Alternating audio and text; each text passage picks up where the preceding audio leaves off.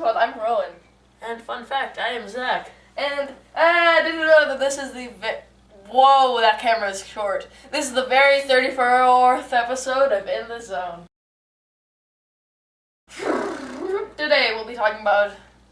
Oh, it is so short. It's like whatever. Today we'll be talking about the episode The After Hours. So you can watch it on Netflix, the DVDs, Hulu, Shane.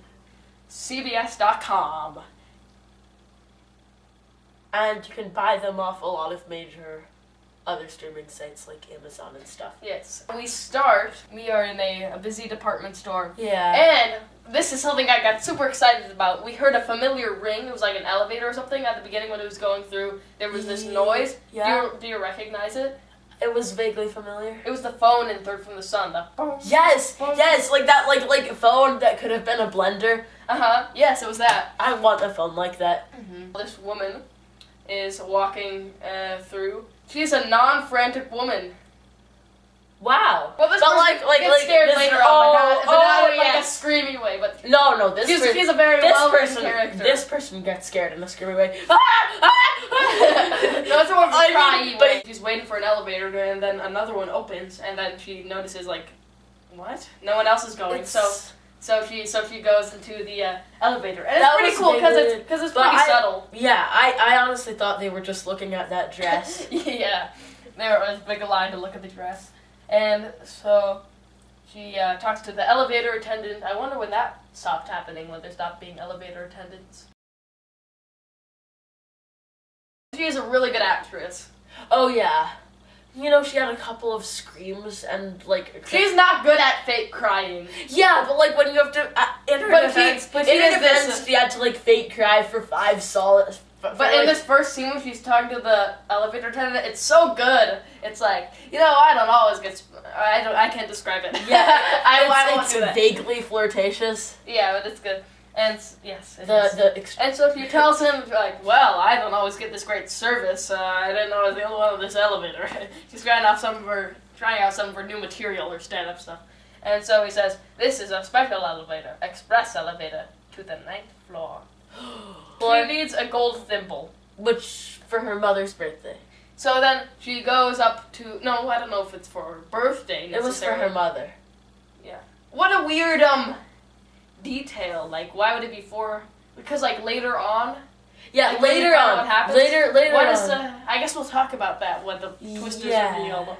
The 9th floor is empty, and she's like, there must be some mistake. Yeah, and the elevator closes. Yeah, that's when I was like a little bit like, because like the lights are out and she's walking through the empty building, and I'm just like, oh man, if they wanted zombies, this would be the time for zombies. But luckily for Zach, he had no idea that this would be possibly the most unintentionally funny episode of the first season. Oh! This episode has a surprising amount of filler. Like, they could do more stuff. Oh, yeah. Like, they just have, like, so much of, like, shots of her feet. But we'll talk about that You can use that once. You could not use that twice. Yeah.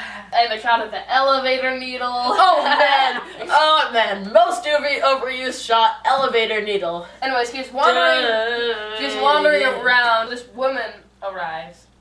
And the woman brings her to a gold thimble because Marcia tells her. Oh my! A gold thimble. So the woman brings her to the only item on the floor, which is a thimble, and it's a gold thimble. And and 14 karat of that.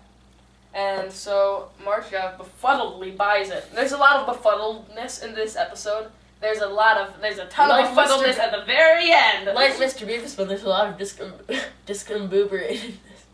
Right. So then she's walking away, and she is a very good actress. She has this monologue that's like, well, that's just odd. That's just plain odd. And she's like, I'm sorry, Marcia. Yeah, but it's like there are so many, that's just odd. Well, that is just odd things that in the Twilight Zone, and sometimes it is so fake. What do you mean? Like, I don't know. Like, it's not actually odd? You don't think it's odd? No. You think the acting's, or the just acting like sometimes the actors are like, what, like, I don't know.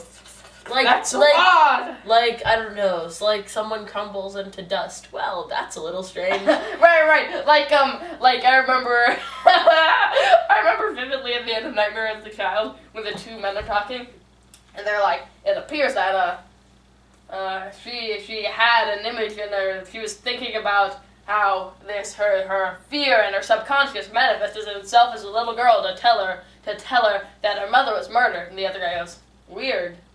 Yeah. Fun stuff like that. No, but she's like, oh, well, that's a little bit odd, but like kind of. That's odd. Well, I mean, I think if you went up to the 9th floor to buy a gold thimble and there was a creepy woman and a gold thimble and nothing else, that would be how you'd react. Eventually, she's like, wait a minute, did you call me Marcia? And she's like, I'm sorry, Marcia. That was very forward of me. No, I'm sorry, Mrs. White. Right, that's the thing. Which is her last name. Then she says, that was very forward of me. Which is so funny. It's like, oh, I'm sorry, that was rather rude of me to say your first name, wasn't it? But the woman gives some bad explanations, like, maybe I saw you before. Right. What a lame explanation. And then there's another thing that seems like it is a clue, but it doesn't really make any sense. And it's when she's walking away, the woman goes, Miss White, are you happy? And Marcia goes, oh, that's none of your business. And eventually the elevator opens, and Marcia White goes I'm just in. like, she's talking to the elevator attendant, and she complains about how the thimble is scratched. And it's like, oh, but it's dented too. Looks like someone stepped on it. Was that a hint in any way? No. Alright. But still, But that's she her said dialogue. And so he's like, 3rd floor complaints. I wish I had that voice, but he doesn't. So he goes to the 3rd floor. Then we're at Mr. Sloan, the manager's office. Mr. Armbruster, who's another kind of manager type who's person. 10 out of 10 would kill. Is telling Sloan about what's up. He just recounts the plot to him, which is something that I always dislike. It is bizarre how much filler there is.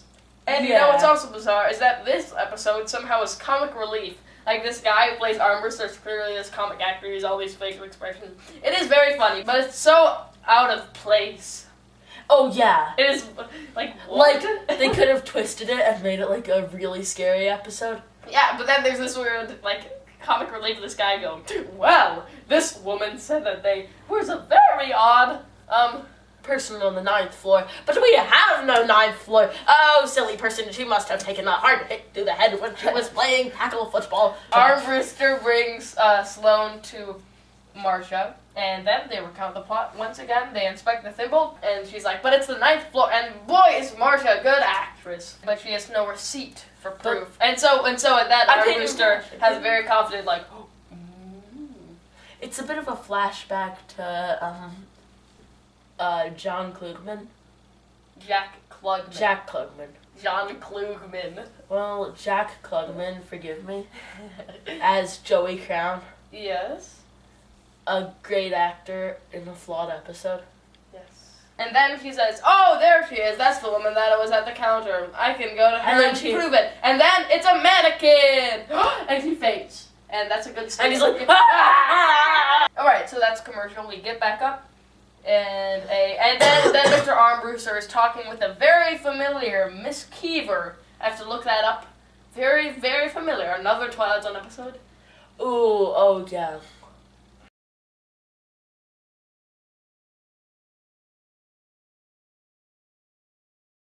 So then Marcia is laying in bed because she had fainted, but it's closing time and everyone just forgot about her. So she wakes up. Everyone's gone. Okay, and let's just say there are 5 minutes of, her walking down the hallway, and, let me out, let me out, let me out, let me out. Let's kind of go through it. She's scared by her reflection, then we see her feet. I thought she was gonna break the mirror. Yeah, no. What a letdown. So then she wordly walks, pushing elevator buttons, they don't work, door to stairway is locked, and then she's like, a classic, Henry Thomas. Yes! You got to believe to let me out of here. And then we see a very cool shot from the other side of the door where her face is distorted, looks like a sad clown. And then she gets scared because a mannequin is kind of swaying towards her. Oh, and then in a fright, she accidentally runs over and knocks over a very lifelike mannequin who looks like the elevator attendant. Yeah, flaw. Who is the elevator attendant? Flaw right there. How so? Elevator attendants are not mannequins. What? We'll put this in later, but, or maybe not. We'll just say it now. She's a mannequin, so that's the spoiler, and that'll be revealed later, but I'm gonna just say that to talk about so this. Now we get a lot of creep. So the thing about why was the elevator, that was my flaw. He was in on it. So this whole scheme of the thimble thing was trying to make her realize that, that she's a mannequin. They were trying to help her. Yeah, but just Why was he like the... Because he needed to bring her up to that Was floor. the express elevator to the 9th floor totally like fake? Yeah. And then she hears Marsha. Marsha! Marsha! Marsha! Marsha! And then it goes all around. And then this one mannequin goes, it's so bizarre. and then later we're going through the faces and then we see a really close up on it. Yeah. And this is an incredibly unintentionally funny moment. We're at the tensest part, the scariest part. Yeah, and then we just see like this. And then we see it. Which is pretty scary in itself. Like, what is he do when he becomes a human for 1 month? That's an episode I'd like to see. He goes out for a month and then he gets thrown in jail. Oh, interesting. And then they all try to they have to go into real life and they have to break the law so that they can get in jail to help him escape. Oh, that's sweet. That could be a whole movie. That could be like... It could be a sequel to this. This could be a whole series. This is the pilot episode for the series. Yeah, like the life of a mannequin. The series is called The After Hours. And this episode is called Marsha White. Yeah, and it just has the... Yeah, and so there's one where they have to save the guy. That's such a good idea. Yeah. We should make episodes of this and then make a podcast about the episodes and give all of them 10s. They say stuff like, you remember Marsha, you know who you are. So then she tries to call him. Oh, yeah. Marsha phone doesn't work. Marsha and then a mannequin's hand moves. And that is when I am scared. It's so great. I have no idea how they do that, because it's definitely a mannequin. It's not like a lifelike mannequin like the sailor. So then she cries and she backs into the elevator, which opens by itself. And then it closes, goes automatically to the 9th floor. It opens, and that woman mannequin a little loud. And then we get a really cool shot where, so this is the mannequin and this is Marsha. And the camera shows that, and then we go away, and then they switch out the mannequin with a real person who comes up to her. It's very cool. Then I think we get one of my favorite shots of the whole series, where she's walking through and all the mannequins are frozen, and then they like let down their arms and fall over. Oh yeah. And it's great music, and it's so solid. Oh, good music in this episode, like especially at the beginning. And it's like, and it makes me think like, what a lonely life a mannequin has, and it's so beautiful. Yeah. The thing about this and Elegy is they both have frozen people in it, and they hired some good ones this time. And then the woman goes, she pulls a bop it, she goes, think now, concentrate. Remember now? Score 10. Quick as a cat. Meow. So she goes, I'm a mannequin, that's what I am, I'm a mannequin. And they remind her about how each mannequin gets 1 month to go out into the real world, but she overstayed her welcome. I believe is the term, yeah. And so, she's like, oh, sorry about that. Woman, the woman who's at the floor, the thimble floor, the 9th floor, she leaves, everyone goes, bye! And then the attendant is like, was it fun? She said, it was ever so much fun. Then we're back the next day in the department store, Armbruster walking around. And he's like, oh, ladies, let's get to work. And then he befuddledly notices that there's a Marsha mannequin, and he goes, that was a poor move. do you think it would have been better to not have it or to have it? What do you mean, to not have that whole, like... To have the... Because the episode would have been so great if it ended after she goes, ever so much fun. And then, that totally feels like, oh my gosh, you know what? I would bet money that what happened is they filmed that scene, and you could clearly tell that it was filmed for the ending. For the ending, because then they pan up, which is what they do at the end usually, and then instead of the Twilight Zone, then shows the stars. Oh. And then that ever so much fun. It's like the kind of last line they would have. And so, anyways, yeah. But I do like this scene because it's kind of like they wouldn't, because like this is kind of his first realization that maybe mannequins could be roaming. Because, I mean, the odds are pretty low. Like, they're probably... Why do the mannequins kill somebody? No. Here's what I'm saying. That would be a good They episode. probably have done this for a long time, and this is probably the first time that one of them has ever come to the department store. Oh. Yeah. So what about the mother? How would that be? You know what? Yeah, and also, was it like they implanted in her brain the idea to get a gold thimble so that she would go to the department store? That's bizarre, because that seems over the line. You know what the huge flaw with this episode is that I hate? Is that when she goes up, first of all, the flight, or whatever, the elevator attendant, when she's in the elevator, could say, you're a mannequin, remember?